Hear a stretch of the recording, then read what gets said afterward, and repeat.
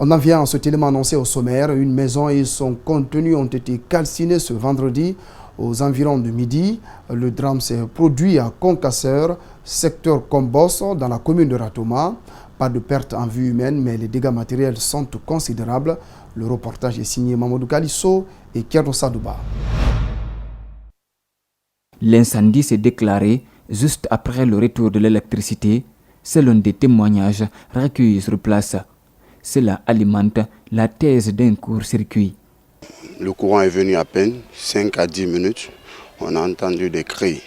Soi-disant, le feu a attrapé la maison de M. Kaba. Donc, je suis sorti spontanément. Je suis venu, on a trouvé déjà, il y avait des gens en place. Et le feu avait déjà envahi la maison. Donc, on a appelé des amis. Nous sommes venus au secours pour essayer de sauver quelques biens qui restaient dans la maison.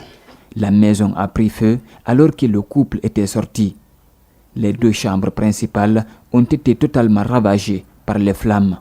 Il n'y a pas eu de perte en vie humaine, mais le contenu de ma maison, tout est parti. Tout est parti. Vous-même, vous avez fait le constat. Rien n'est resté. De la chambre principale, chambre de madame et au salon, rien n'est resté.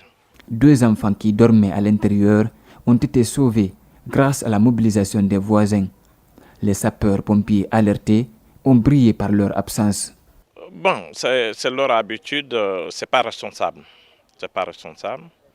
C'est pas responsable parce que normalement, ils sont là pour sauver. C'est pareil des gars. Mais s'il faut les appeler, aller les supplier, on ne comprend rien. Ce drame intervient en plein mois de Ramadan. Cette famille totalement désemparée lance un cri de cœur aux autorités compétentes. Nous sommes au mois de Ramadan. Ce que je peux demander à l'État et surtout à mon ministre et à mes cadres supérieurs, c'est de me venir en aide pour pouvoir recouvrir au moins la maison. S'il s'avère que c'est un court-circuit qui est à l'origine de cet incendie, cette famille vient rallonger la longue liste des victimes du courant. Nous avons passé la nuit sans courant et il n'y a personne au moment où les gens n'ont pas besoin de courant, ils envoient le courant. Donc voilà. Changement de mode vestimentaire durant ce mois de Ramadan. Partout, les femmes ont opté pour des tenues beaucoup plus respectables en lieu et place de celles qui les exposent. Reportage Bintou Traoré, Aboubakar Din Kamara. Le mois de Ramadan est une période durant laquelle la plupart des jeunes filles protègent presque tout le corps dans leurs différents habillements. Les établissements publics et privés aussi ne font pas exception à la règle. Ce matin, nous avons visité une école privée de la place. Elles sont nombreuses celles qui sont voilées, mais quelles sont les raisons qui ont poussé ces filles à changer de mode vestimentaire? Ça a été recommandé par l'islam que le mois de Ramadan c'est un mois saint et béni en fait. C'est la raison pour laquelle on doit s'habiller correctement, on ne doit pas s'exhiber le corps en fait. Donc je me sens tellement fière quand je suis comme ça, parce que je suis musulmane. Ici, toutes les dispositions sont prises pour inciter ces filles à adopter un comportement responsable et avoir des habillements corrects pendant ce mois de Ramadan, au dire du censeur de la dite école. Chaque matin au portail, le surveillant général, il est là, il contrôle l'habillement des jeunes filles. Nous ne voulons pas voir un habillement extravagant ici, en ce mois saint. Et c'est ce qu'il faut éviter. Donc il faut exiger surtout l'habillement sur les jeunes filles. Ce changement de mode vestimentaire des jeunes filles en ce mois saint est apprécié par les observateurs et certains souhaitent que la pratique continue même après la période. La première édition du concours de Saint-Coran de l'Association pour le développement de Dogoltouma dans la préfecture de Pita a pris fin ce samedi à Conakry. Une forte délégation des ressortissants de cette sous-préfecture ainsi que le ministre de la Jeunesse ont pris part à la cérémonie organisée dans la mosquée turque de Bambeto. On voit tout cela dans ce reportage d'Ouminatou Sidibé et Abdoulaye Kamara. Première édition. Une soixantaine de candidats participent à cette compétition dans différentes catégories, notamment dans la mémorisation entière du Coran. Cette initiative vise à identifier et à réunir les fils et filles de Dongoltouma. Bon, ici, nous avons 6 catégories. Il y a d'abord le Coran entier, il y a la moitié et les 10 chapitres. Et nous avons encore 5 chapitres, 3 chapitres et un chapitre. En un mot, nous avons encore l'idée de construire le collège franco-arabe dans notre sous-préfecture. Ce que nous voulons, que ça continue sans arrêt, que ça se perpétue. C'est ce que nous voulons, Inch'Allah. Ba Suleiman est deuxième dans la catégorie mémorisation du Coran en entier. Il a reçu un Coran, une enveloppe et un satisfecit. Il dédie cette victoire à ses maîtres coraniques. C'est grâce à notre persévérance, on a travaillé dur durant toute l'année, à travers nos professeurs qui nous ont encouragés et puis qui nous ont assistés durant toute l'année. Et nous aussi, nous avons suivi leurs conseils. C'est grâce à cela et la bénédiction du Dieu, le résultat est sorti ainsi. Une forte délégation sous-préfectorale de Dongoltouma était représentée à cette cérémonie. La seconde édition sera délocalisée à l'intérieur du pays. Nous allons nous retrouver pour tirer les leçons et c'est une de nos idées pour que vraiment que ce soit tournant.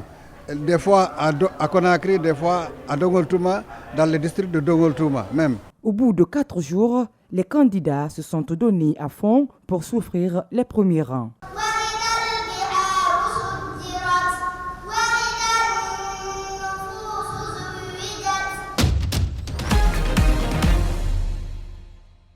À présent, l'actualité en Afrique et à l'étranger.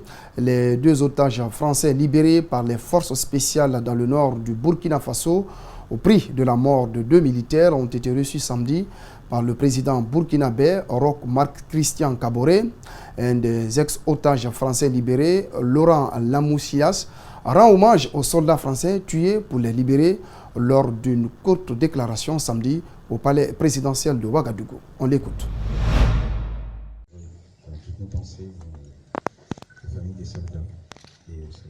Les 2 touristes français retenus en otage pendant 8 jours entre le Bénin et le Burkina Faso avant d'être libérés par l'armée française avant de décoller de Ouagadougou samedi 11 mai. Ils ont été reçus par le président Roch Marc Christian Kaboré, visiblement en bonne santé mais en état de choc. Les 2 otages et la ressortissante sud-coréenne libérés avec eux lors de l'opération militaire menée dans le nord du Burkina Faso. Ils ont une pensée pour les soldats ayant mené les opérations. Les Algériens ont manifesté pour un 12e vendredi consécutif. C'est aussi le premier depuis le début du mois de Ramadan, un mois de jeûne durant lequel la fatigue accumulée est susceptible de peser sur la mobilisation contre le régime et contre l'élection présidentielle prévue début juillet. Suivez.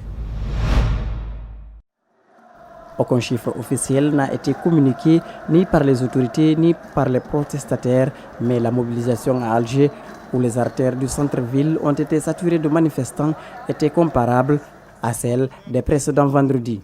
Une mobilisation jugée historique par les observateurs.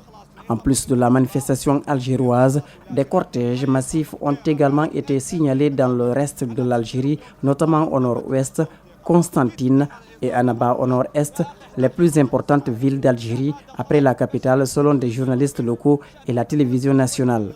À Alger, la police accusée ces dernières années de tenter de réprimer les manifestations s'est faite discrète malgré la provocation et le gaz lacrymogène, a écrit aux manifestants sur une pancarte.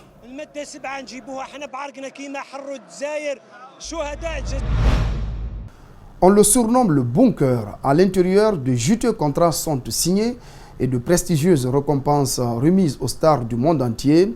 Entre du cinéma international pendant 10 ans, le vieillissant palais des festivals de Cannes, maintes fois rénové, poursuit sa mue. Reportage.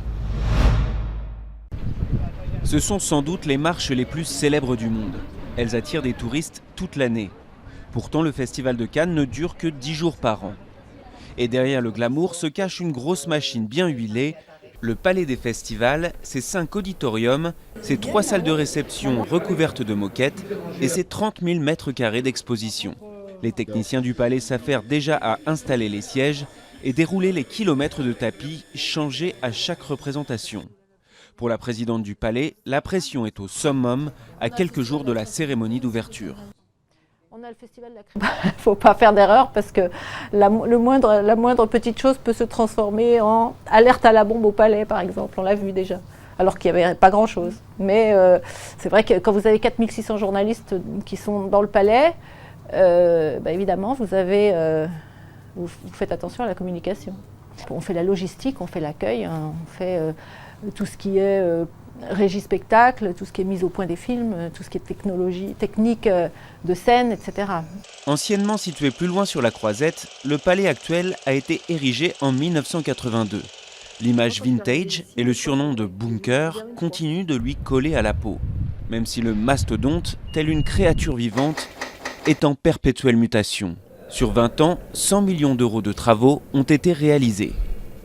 Il y a des choses qui sont visibles, comme certaines salles qui vont peut-être voir le jour dans les années à venir. Il y en a d'autres qui sont beaucoup moins visibles. La rénovation d'ascenseurs, par exemple, c'est quelque chose d'assez énorme, ou la rénovation des fauteuils, comme vous le voyez dans cette salle. Donc le but de l'agrandissement, c'est bien évidemment de le restaurer, de le garder toujours au top de la qualité, de la modernité, mais aussi d'essayer bien évidemment de l'agrandir.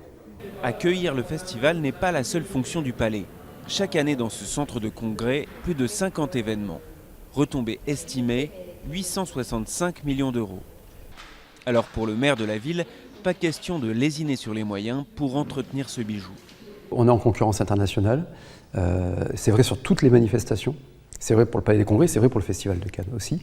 Donc les travaux visent à améliorer la compétitivité, ce ne sont pas des travaux de confort, la compétitivité de l'outil de travail qu'est le Palais des Festivals et des Congrès.